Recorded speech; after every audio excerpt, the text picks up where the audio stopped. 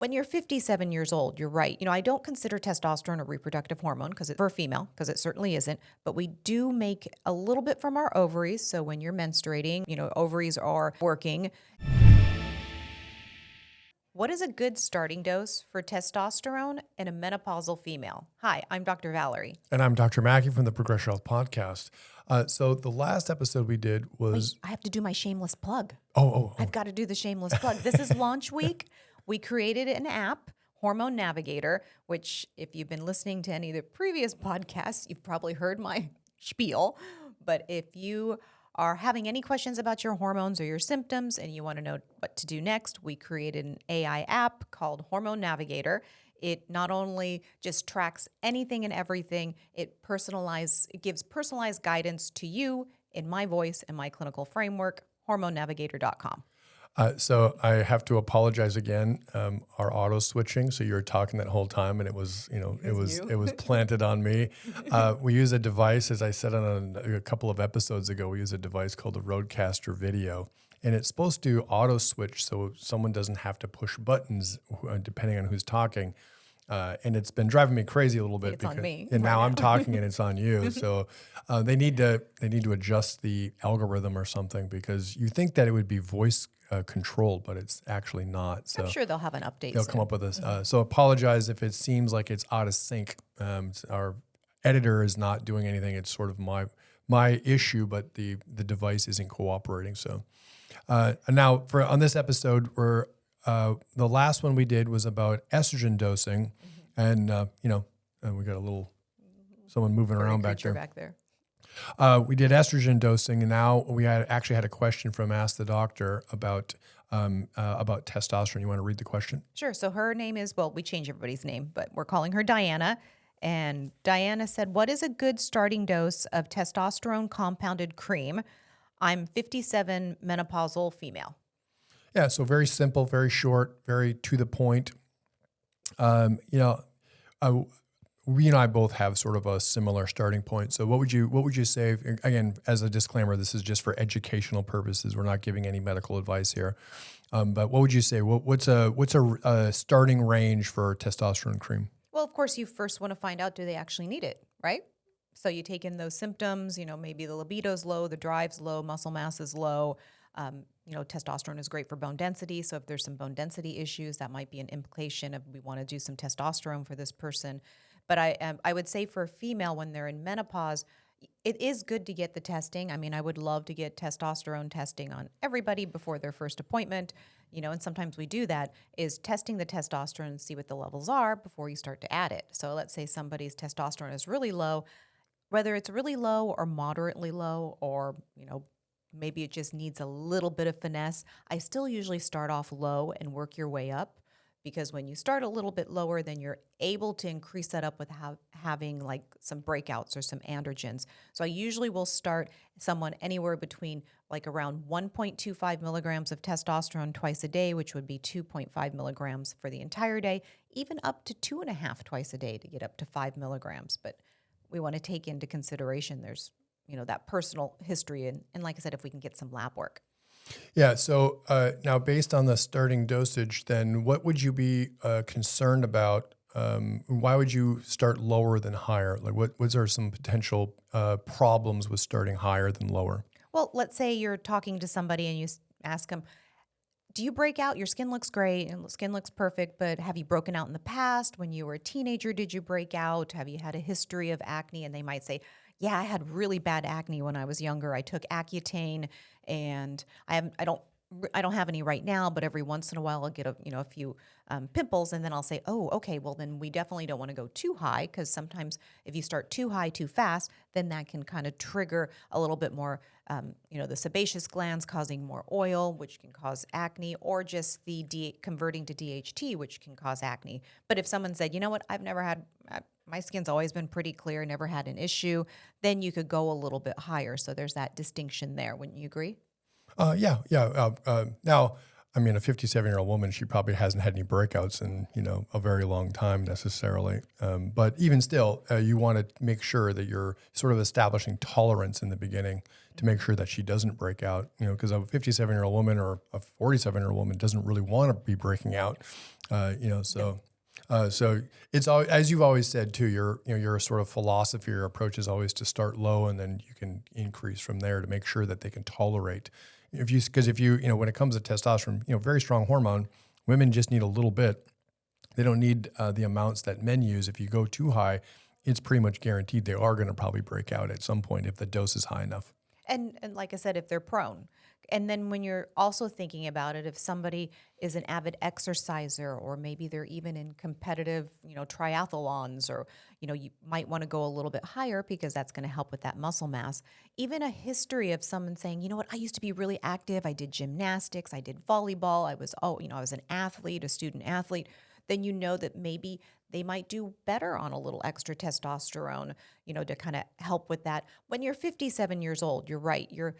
I don't consider testosterone a reproductive hormone for a female, because it certainly isn't, but we do make a little bit from our ovaries. So when you're menstruating or you actually have, ovaries are working, then you're making a little bit of testosterone from the ovaries, and then you're making the majority of it from the adrenal glands, creating DHEA, and then the peripheral tissues, it converts to testosterone. So when you go through menopause, you might drop your testosterone levels a little, but not too much, because it's coming from that DHEA conversion. So you want to take that into consideration as opposed to, a 57-year-old menopausal female. If she's not on estrogen or progesterone, we know her estrogen and progesterone is 0. Yeah.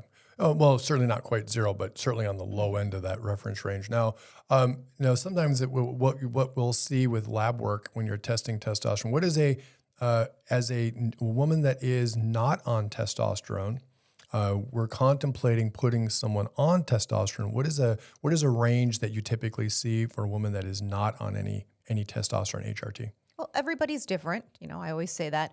But, these reference ranges for like Quest and LabCorp are huge. They say testosterone for a female can be anywhere between 2 and 45 or 7 and 55. Like, those are really big reference ranges. Most women, some women feel really great at that high end. I even have some that we push it over a little bit. They feel pretty good at 70. And then I have others that feel horrible at 70 and they feel better at 25. I'd say for the most part, regardless of age or menstrual status, you might see someone's testosterone level right around the mid-20s. Yeah, I usually see, sort of 15 to roughly about 25, somewhere in that range, if they're not dosed. And then when you put them on the testosterone, of course, that number is going to typically go up. Is there any problem, again, on lab work, because this has come up over the years, if they're using testosterone, whatever the dose is, 2 milligrams, 4, 5, 6, whatever it is, and their blood level comes back elevated, so it's above the 45 or the 47, whatever it is. I think one of them, West might be even up to 60 now or something. Is there a problem with having a higher number on blood work for testosterone? No, I don't believe there is, unless they're having, issues. When you say issues, what do you mean by issues? Like the breakouts. Another thing that I do with women before we start testosterone is I ask them about their hair. So now some women convert testosterone to DHT really easily and some just don't. Yeah. And there's, different, pros and cons of each. But the woman that might convert it to DHT more easily, let's say we don't have a Dutch test or a urine test to be able to know that, or we haven't done a DHT test to see, is if they say, I shed a lot, or their hair looks pretty thin, or they're already starting to feel like they're having a lot of hair shedding in general, you don't want to throw a bunch of testosterone at them, because that, as an androgen, if they are the type that are going to convert that over to DHT, they're going to have more hair loss in the top of the head and then in the temples. And no gal wants that. So, but if they're like, no, I've got tons of hair, no one feels sorry for me and my hair, or maybe they do have some background looking at their DHT or their conversion, then we could go a little bit higher. So I guess I'm kind of meandering around this, Diana's question here, is that it depends on the person on what that starting dose should be. But I still feel like when you're starting testosterone, you've never been on it before, is to go a little bit lower and start to work your way up. And I like the testosterone cream better than the pellets, because I've seen too many women that get the pellets, their levels go well in, the 300s, and then they start to have hair loss and then, breakouts, especially on the neck. Anxiety, yeah.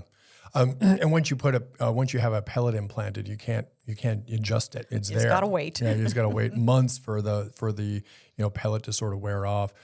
So as a starting range, somewhere it could be as low as a half a milligram for some women that are a little sensitive. It could be 1 to 2 milligrams. And then you can sort of work your way up from there. The upper limit to it is there.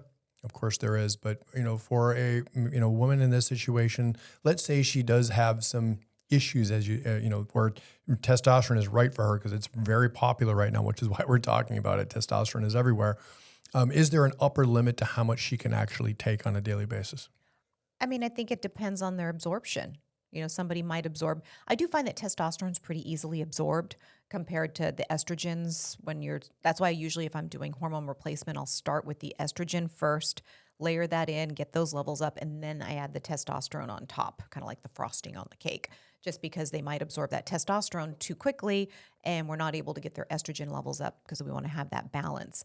But I will say, I mean, if you're on a really high dose, I mean, you have to be on a really high dose of testosterone for the voice to change, because that is one thing that's not, reversible. Yeah. That, let's say you've taken testosterone and I start to break out, I stop the testosterone, my breakouts are going to go away. Yeah. Or at least reduce the dose. Same with the hair.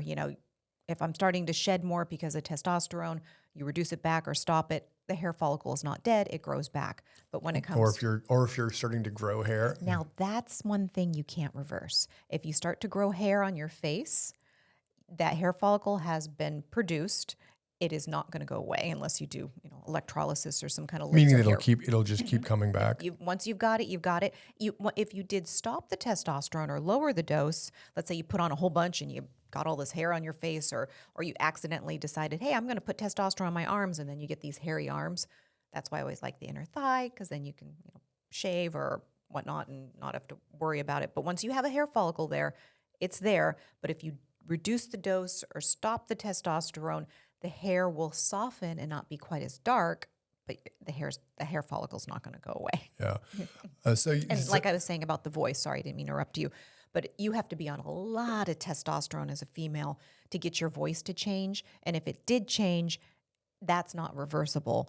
Now, I will say in 20 plus years of prescribing testosterone for women, I've never seen the voice change. But like I said, not with the doses that we prescribe, and that's so the cosmetic things, the acne, the hair growth on the chin, upper lip, around the areola, on the abdomen, below the belly button. Those are typical places where testosterone could cause coarse, dark hair growth. And then, like I said, the hair loss, of course, nobody wants any of those things. But if you have those things show up, usually within the first month, okay, then you just either, reduce the dose, or, if the dose is low enough, you might just have to stop. Yeah, and like you said, we're human. We all have hair. There's lots of us that have a little bit of hair around the areola or whatnot. So it's not like, but you would know if, this is a little bit more than I'm right. than I'm used to. So I would say with that, but some women, like I said, we keep their levels at, they like it up there at 70. I have a couple of gals that really like their testosterone level a little bit over 100. Now, when you're thinking testosterone, if the levels are high, are they feeling testy? I don't really get women that get. I mean, sometimes if it's pretty high, they might say, "Yeah, you know what? I have been a little bit, aggro." They're having some roid rage. Yeah. You can see that sometimes. I wouldn't say that that's a major side effect that I noticed. It's more the acne, but the testosterone, I do find that women will tell me it really helps them get their to-do list done. Like, let's get that drive. I got my list to-do list. Yeah, motivation motivation goes up. Yeah, they're just in. It certainly does the same thing for men too. They get a nice little boost in their mood and their focus and concentration. So there's a few things you want to pay attention to summarize. There's a few things you want to pay attention to early on. Those cosmetic things. If you keep pushing the dose, then those permanent problems. So what's potentially permanent? You said the hair growth, the Adam's apple, or the voice changing. Just the hair growth, like if it's on face or arm, or I wish you can't grow hair on the head with testosterone. Like they always said that they'd be lined up down the street around the corner if you could put testosterone on your head and cause hair growth. It doesn't do that, but if you put it on your arms, it will. Especially if you're dark and hairy like me. It will. Or some women that are more fair, they'll notice more like that peach blonde fuzz. But you know, when you're dark and hairy like me, that's what would happen. But but we didn't talk about a little bit on why somebody would want to do testosterone. So here Diana's asking, well, what's a good starting dose? The goal is, well, yeah, what are your goals? So where, like I was saying, maybe it's muscle mass, maybe it's drive, maybe it's motivation. You know, you think about Bone density. or libido, right? Yeah, Do you sure. do you notice improvements when you're treating patients, women with testosterone, or even men, that the libido gets better? You're asking me that question? Oh yeah, I mean, certainly, you know, for the libido for a woman, of course, I'm preaching to the choir here, but obviously it's a very complex issue. I think it can be helpful. I don't think it always fixes it, depending on the dosage. You know, that's where a little bit of experimentation sometimes might be necessary to figure out how do you balance those cosmetic issues with an appropriate dosage so you don't have the breakouts or don't have any of the hair issues, but you're having a dose that is still producing the result that you want. Such as, like you said, the muscle mass, the bone density. Oh, well, the you were libido. saying specifically about libido. Yeah, because a lot of women will say, you know, my libido's low. What about testosterone? What about testosterone? I feel like testosterone is one piece of the puzzle when it comes to female libido. But if you were to look at like the bigger piece, I say it's estrogen. Oh, yeah. And like you said earlier, you know, estrogen is the predominant reproductive hormone. Testosterone is the reproductive hormone for men. And testosterone is going to control libido for men. Estrogen sort of has that role in women. And honestly, what I've seen most of the time too, the more stressed and busy they are, usually that is more of a crucial, has a bigger impact. If a woman is frazzled and stressed all the time, giving her some testosterone isn't going to necessarily magically make her libido come back. Yeah, She's got to manage. She got to manage the stress. As that cortisol goes up, the libido tends to go down, and the more stress there is, the harder it is to get that libido to come back. Yeah, cortisol definitely kills the libido. But let's say the testosterone helps somebody with their drive and their motivation, and they got their to-do list done, then maybe they wouldn't feel so overwhelmed or frazzled. Sure. You know, there's tit for tat, or there's that balance there. Yeah. Now, if sometimes I think I'm going to repeat myself, so maybe I won't say that. But so it really, like I said, the starting dose, I think for most women, regardless, even at 57 or 47 or even 37, if you're going back that far, I think the starting dose range, I think, sort of applies to all of them. Where you end up, like you said, depends on the woman, depends on what their goals are. But I think most of the time, women should start a little lower to make sure that their skin can tolerate, and that way you don't run into any issues that way. I completely agree. So do you have anything else to add, or can we wrap this one up? I think this was really good. Okay. So again, we're in the middle of an app launch. So if you want to check it out, go to hormonenavigator.com. Otherwise, until next time, I'm Dr. Maki. And I'm Dr. Valorie. Take care. Bye-bye. Bye.